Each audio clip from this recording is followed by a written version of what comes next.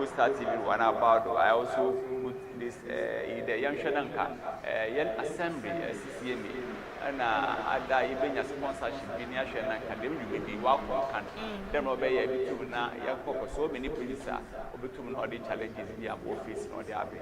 It is a young call in there, or debated in the Demolition. You see, offer young assassin which I would near the Shania, no assassin be a wood on the Honka. No more them assassin near dash Shabaninsa. I invest them assassin near dash Shabaninsa. One day we see one assassin. Ubia him for one assassin.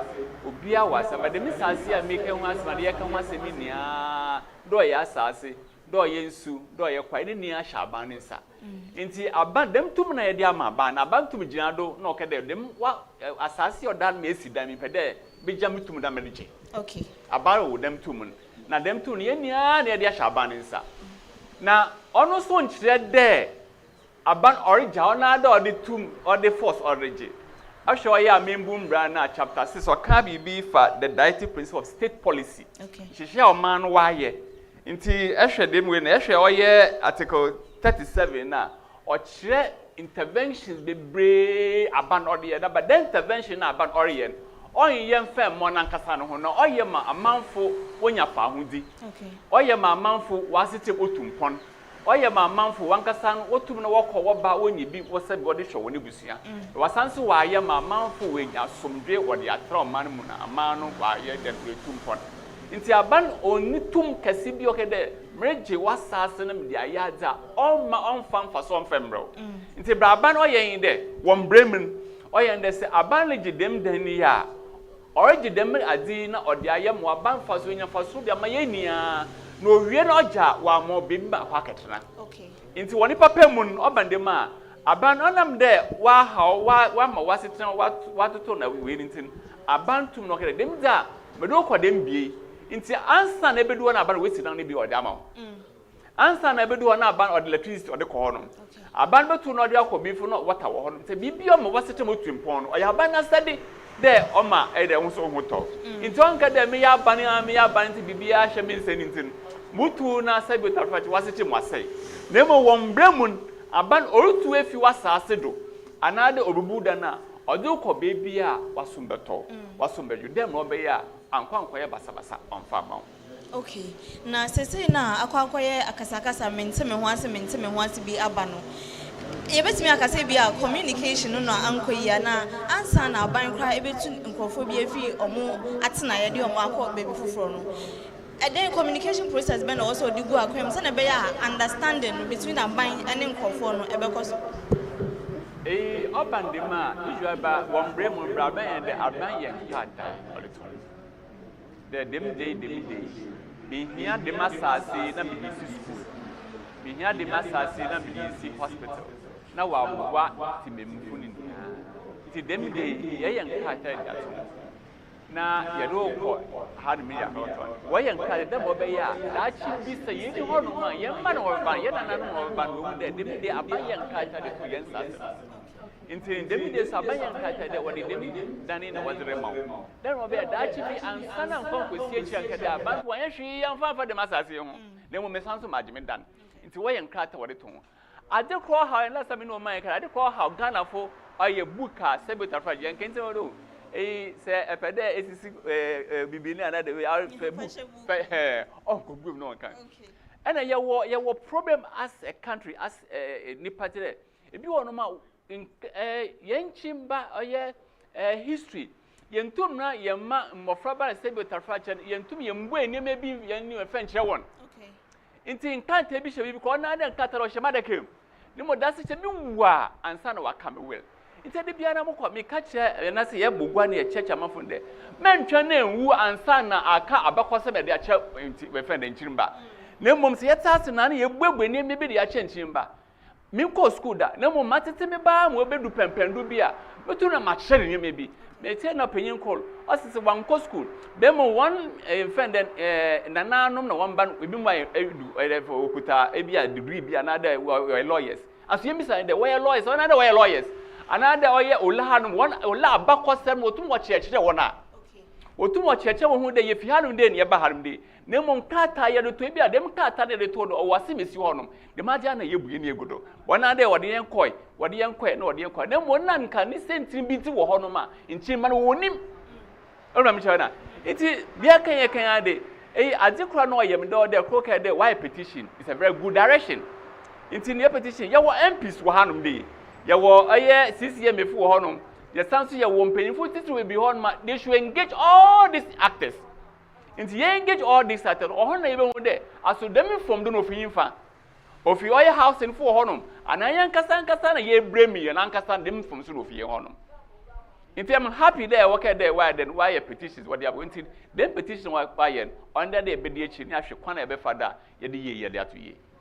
You now, ABBAN is communication na ye kan wasem ya no how many days and years months weeks and I was say ABBAN ama notice ansana wasimi etu nkrofo bi afiri omo baby omo te what's what ye na wa na ABBAN kwana ABBAN fa do a otu hon dem kwana so na ABBAN o de ofa because me schedule there ABBAN say bitter fetch also origin one as be a one otu one just one day pe. Inti so banda ABBAN so sanso waje de masase ya or the process. Okay. One ehwe wona stream. Mbofra ba netu wona mbofra mfa na work school. So hospital no ma on other school one other one. Inti there should be some process. Even sometimes all the best 1 year, 2 years, so many years because or there no baba bi okodo. Baby etu wona bia no bi 1 year factory bi wo honom. Etu no de na ko ne factory na ne den. Obi na school bi wo honom. Etu wona school wa yen den. Mbofra be bia na developmental center bi honom aso 8 hono ehon enti wo ya no baba na mafo ogitum de na me dey kan me ka baby de an sase we twa ehun hye ni an so twa ABBAN otum modo ABBAN tum din anytime bi opa bia bo no so ma ABBAN tum de oba ya so na fama sase mo de mam ba no baba bi kodo na ya amafo we are convinced there the mazi ABBAN origin original daachi yankasa oda ya mayen enti yare kwa ye kore papima enti bra na me pada me kan de oban de ma anu baba ikodo na amanfo no watase de bebi amukwe obebua because nipa no onko how another na sitem no onko ya bibi mfeman bi boni mfeman nti ABBAN psych wona adwen ABBAN prepare one na wa mo atase bebi e kono nipa pemu nti na den e kodo mbie nti oya no baba ya order ABBAN so then oya house for ye entejinim the be between ABBAN or no ye one residence on one tenas no bongwa. For you know, even them time na house in poor way na do na we uko. Impenifu do na bia wontano. Benchimba na waba wonim. No call do wo dem bian. Nti o den ka social event den house of bongwa de be wa ya bongo ya one trans. No one the reason why nta woru to one. The reason why do they work be before work tra. Nti me je there communication bi wan kodo ye. And as a communication call e bia na timemfu na bia se betarfache. One so one many maybe one koye one farm one. It's a brand make there. Let's just sit down again. Go to the table. The ensure corner father or because then make no ABBAN was said or the money man free. And I answer you was said or the year. My young cousin or man will be can't show I mean boom brand or Article 41 or citizen participation. Yen duties as a citizen. And near more there or manumu. Now ABBAN soon as door ye. Until we should go back to the table. Obey your poor, that petition, yen summon one. Oh, I'm afraid I will two more by na we should summon them. In that day, ye hear house info, one for copies, one for all the actors in the assembly one day, regional minister day, ye MPs, one for ye someone there, ye no bunga, ye transi. We pay with the reason why into world to yen. And if I'm wondering encore, as one pay baby on to someone want to make a wamba. Into one more bunga will be baby, no be baby waka will be a watibi. Yeni asu ya tua adwen dem ro be ya da chen ye betum ni yakov anase ye ho waton. These institutions for example State House in ya come once me how often na omo engage NCCE to help with their communication because ebia senior State House na the communication be ba no ye nti asesa but ebia nka NCCE ebe mu ebe nya wo cheche nsemu hye ya anka ye beti ase nti how often do they engage the NCCE in all this? A duty bearers in your fact, yen fail on man as institutions.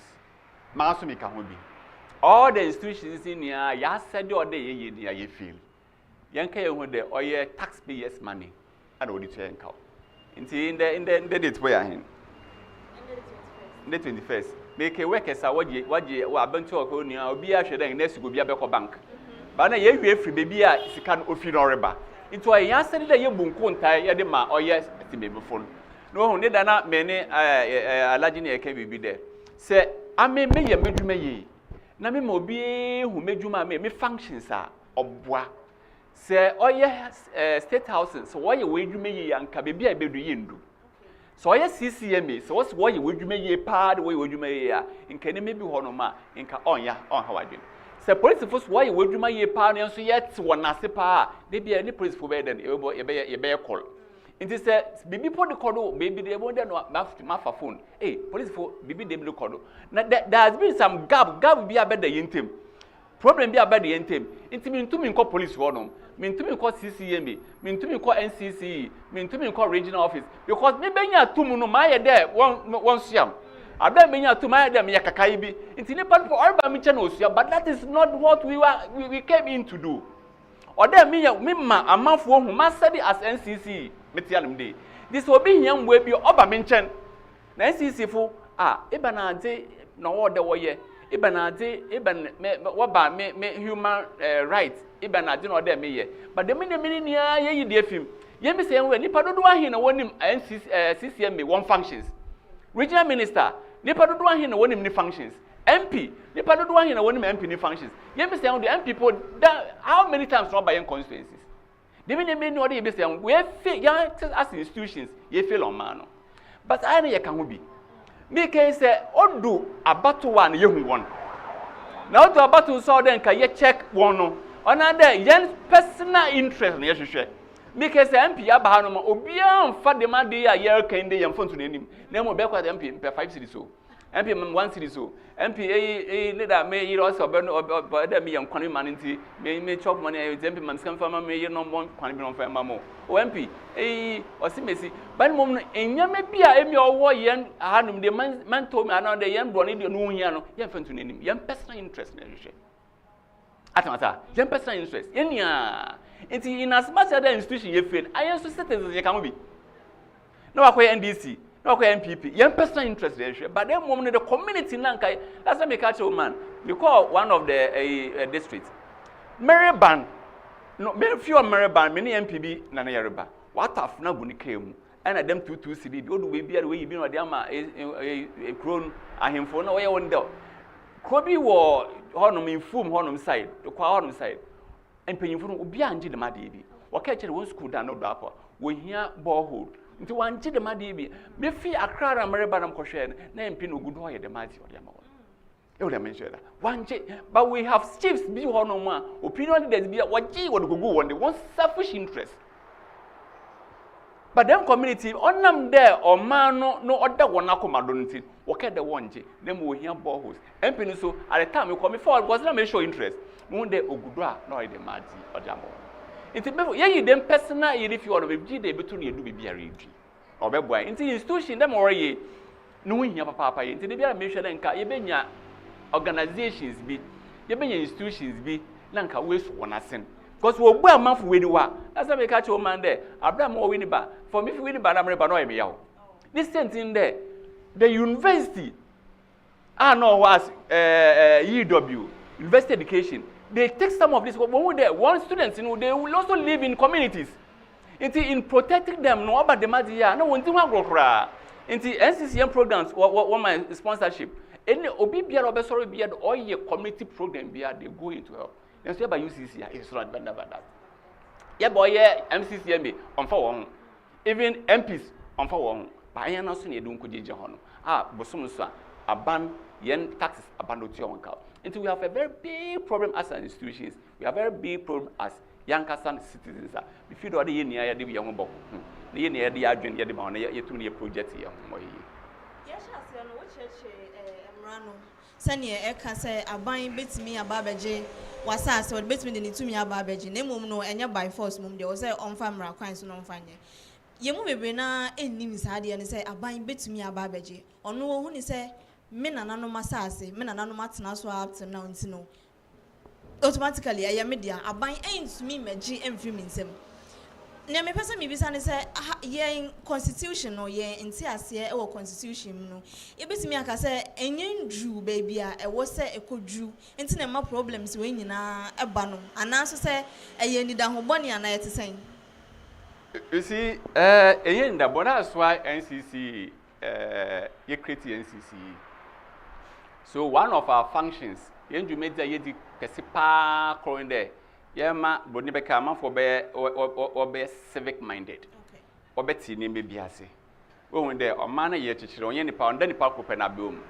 But oye ni an ye bom. What dey na wa na wa ye. Nti ne be order yesua. We are being guided by rules and regulations.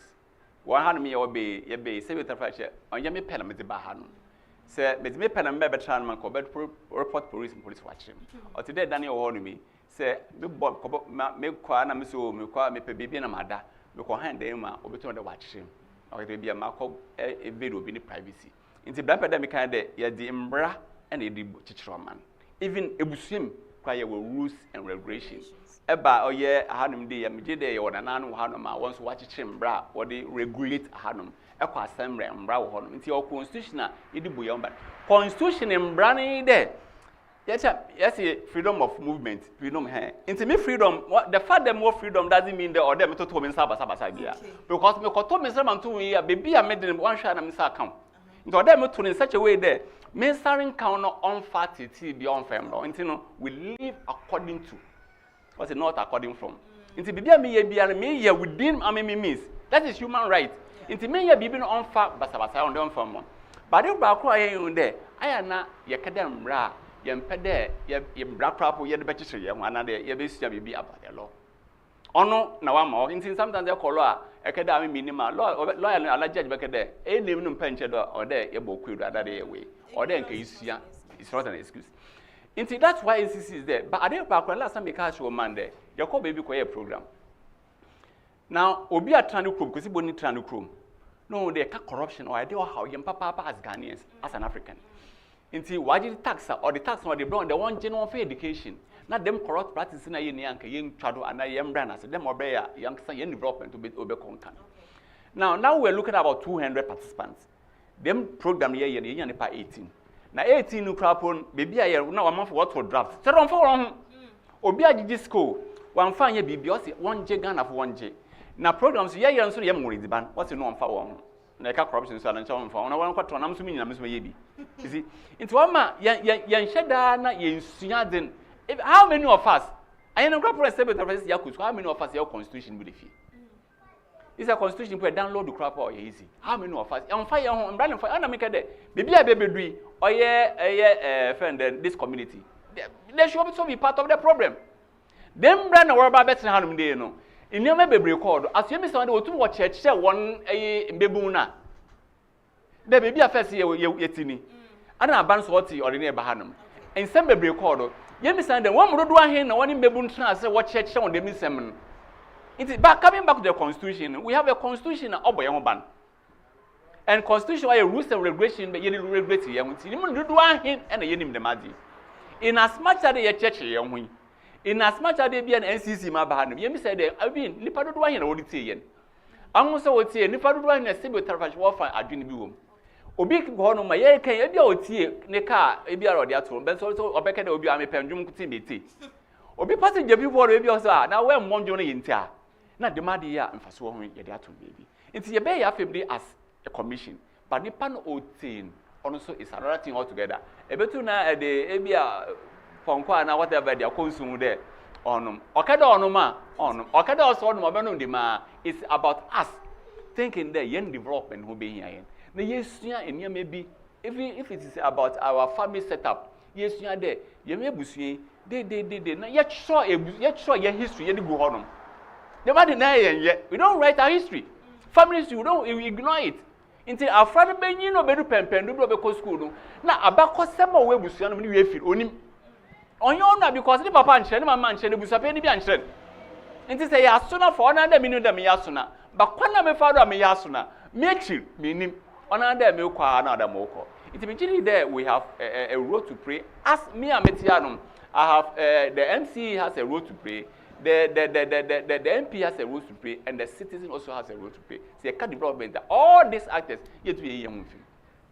When you na dey bet me film say can development ma papa obi antimi ni no film ye na ye ya famu de na emoaye Mr. Abban komo na yedem ye man ke beto aso but emre na ye brain say we say na sorry so nansa na ye beko no mami misa me gidi charity begins at home me gidi pa e bibia me gidi pa no two ways about it ansa no bi be ye penny papa no e na baby o free.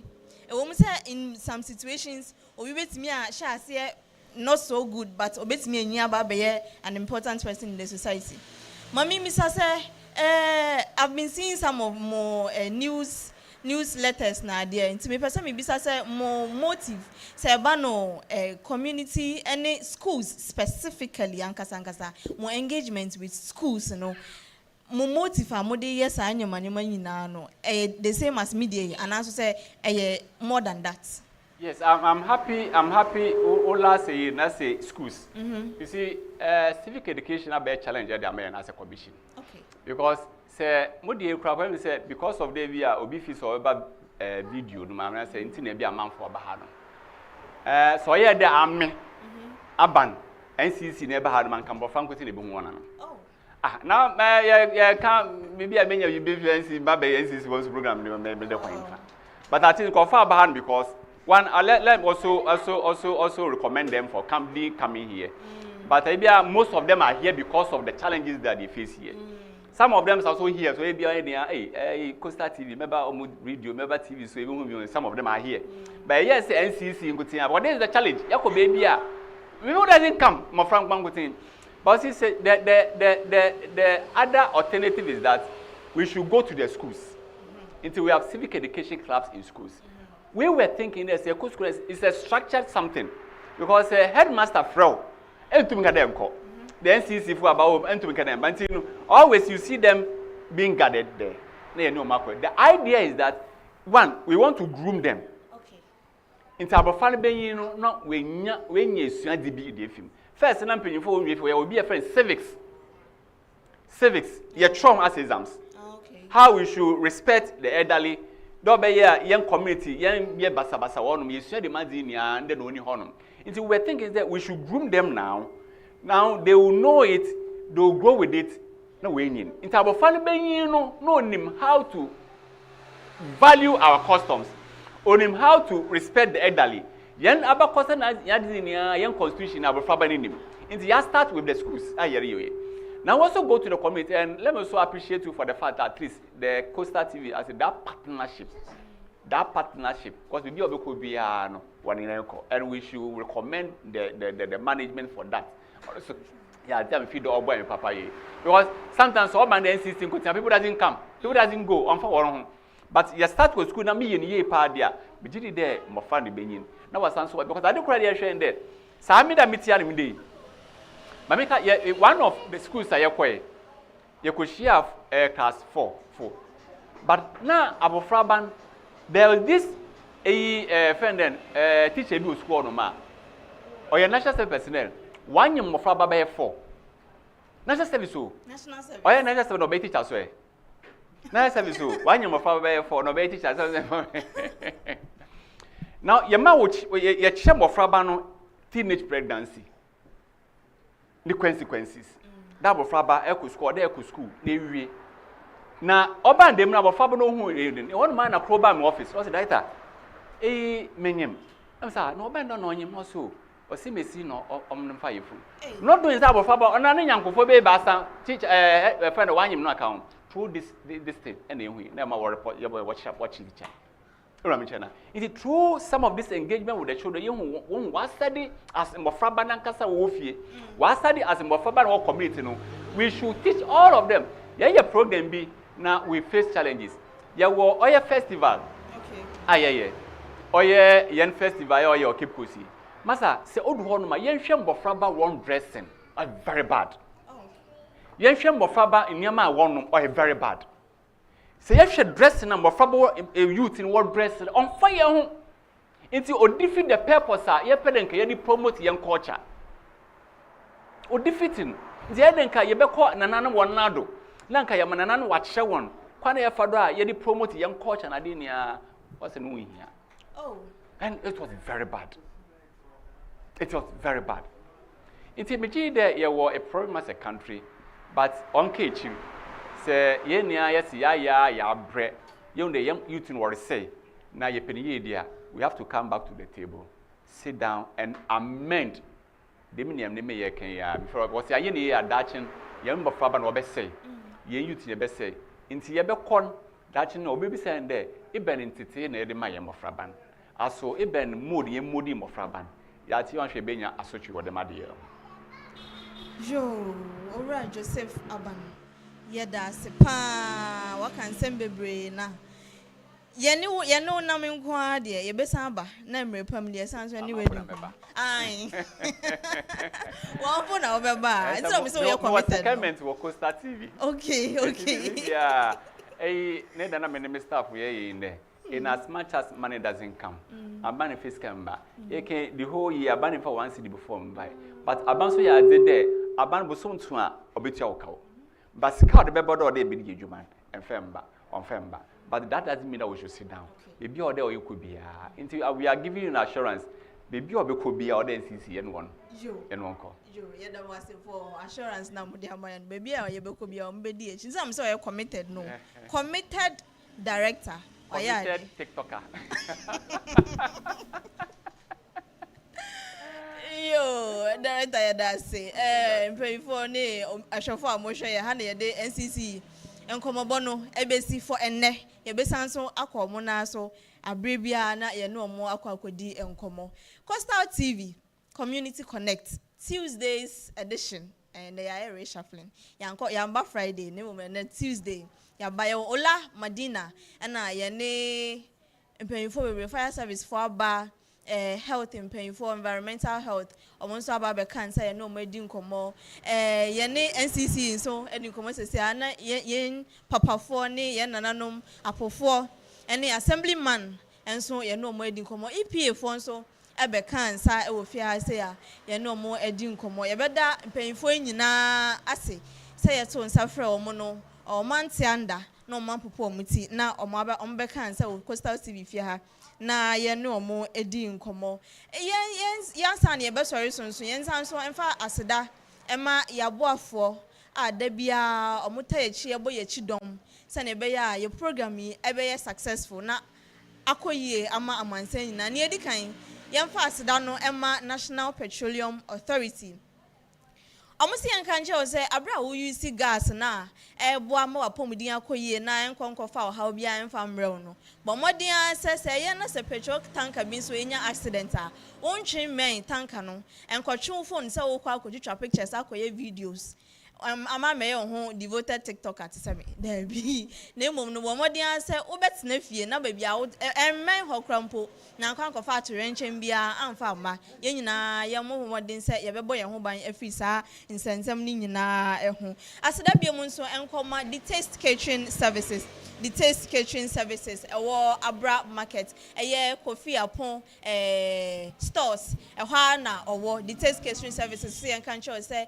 aduane bia wo pe bia nso no onsa ebeka emo assault nyina se ye jollof se ye fried na ye roasting po no ukọ ha onsa ebeka omaduane nso de nye ha na mba beka kire wo me sha asasa me kan ho asama ye nsori dwumadi esu po na ade achi sanse aduane no ekoyie pa akwat say mama's kitchen no aduane wodi wo fie no the same thing difference bi ani onya de mpo betimi ehu difference a ewom the taste kitchen services omo abra market okoha onta ebe kan aduane bi omo ye delivery services and so aside di ho nso enkoma Nesto Ventures and see enkan show say wasi wo fie wie na wo pese wo siesie mu eba no fridges ahodo akese ne nketewa nyina medium sizes lights ahodo a opesa odibo ofie se opesa open invincible lights kra na onsa beka ewo Nesto Ventures o se nka cho se open ceiling fan se standing fan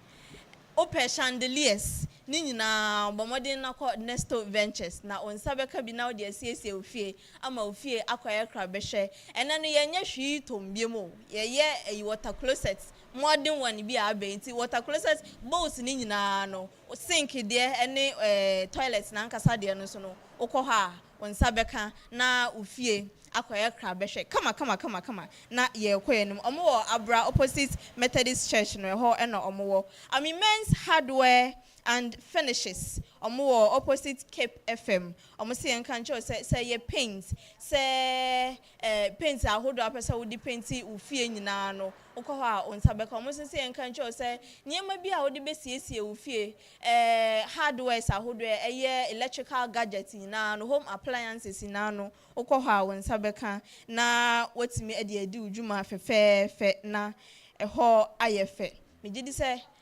abuafo nyina no mabobo omudin ye de aseda ebemo omo papa omo ni ho a ye ni ho aseda ne bi nso nkoma Ghana Health Service omo ne Cape Coast Health Directorate omo ne ye omo so yasen am ye de health segment no e de ebro nti ye beda omo ase papa se da bia no omo bo ye chidom medin kan ada mpanyinfo omo beka yensa e wo enadwumadie no ase na memfa aseda nso ma Coastal TV ye team omo ntinda o 24/7 omo wo ha omo bua se Coastal TV ni yedie ebesiye ye de aseda no bema MCR Ben ene ej Nyankopon enhyamo ensanchwe ni asoriba ene oma omo nso omo di dwumayu atkotene pa Nyankopon enhyamo papa intense am be so yase mama v Nyankopon enhyamo me amete ha makro up till now no midin e de AFIBA ESSIEN ye beda mo nso ase ye tiefo ene mahwefo yahwefo sada ne den nyina no modi mafidie eto Coastal TV empo mokọ ye Facebook ene ye YouTube channels na moni ye edi nkita ho ewo ho eha ena Coastal TV Community Connect and Tuesday 21st of April 2026 edition no ye de ebesi yakramo dasene ye besanso ehia biem moma abai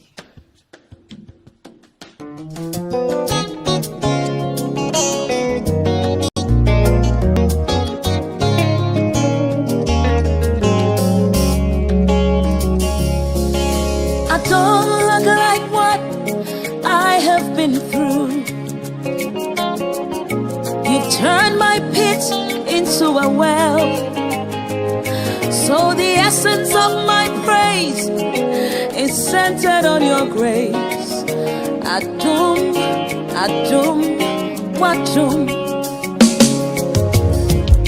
I've been through a lot, but grace sustained me.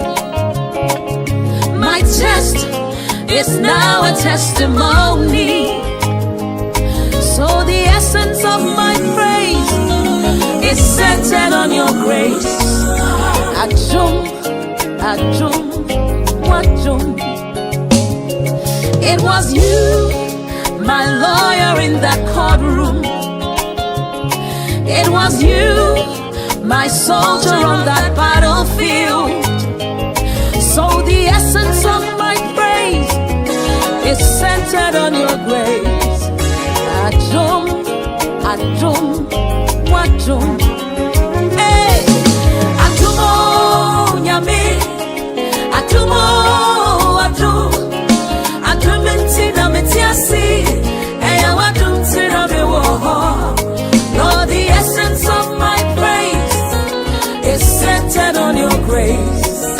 Adum, adum, wadum.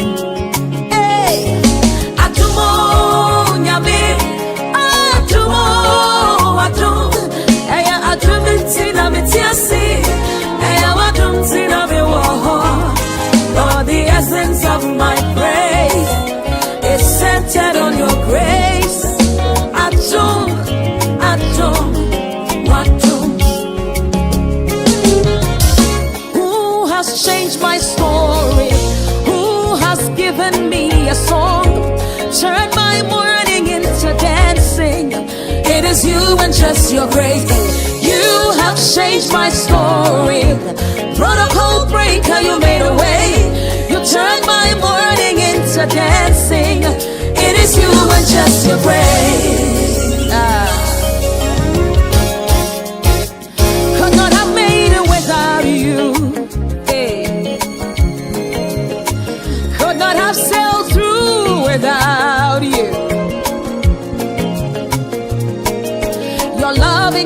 kindness, grace, and mercy brought me through. So the essence of my praise is centered on your grace.